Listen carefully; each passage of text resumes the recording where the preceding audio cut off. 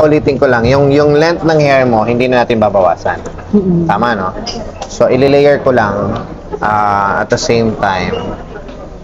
Okay lang ka, boss? Okay, kapal? Konti. Okay na yun. Okay. Oo. Okay na ito kapal? Oo. Hindi yun nabawasan? Ano mas okay? Kahit konti. Konti lang. Oo. Konti lang. Ayun, tapos pagawin natin yung color. Okay? Yung color, ako nang bahala. Yung peekaboo, pipikaboo tayo. Blue. No, blue dito, blue dito. Tapos dito yung parang ash brown. Okay? Ano bang huling pinagawa mo? Yung herbal hair treatment. Oo. Yun lang, other than that, wala na. Hindi ka naman nagpa-reband or kulot. Hindi naman. Okay. So parang natural. Natural talaga. Okay. Sige, game.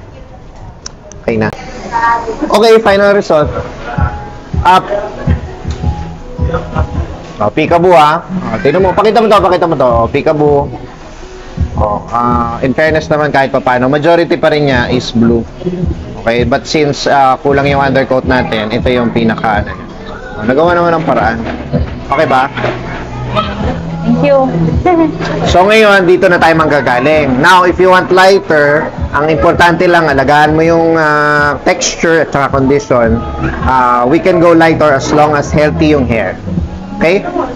Again, tanggalin mo na yung mga dark pigments na papagawa mo. Huwag mo na papagawa yun. Taga-ibang bansa ka ba? O, dito ka na lang. Ayos mo na dito. Ha? Parang bahala. Pakita mo yung likod.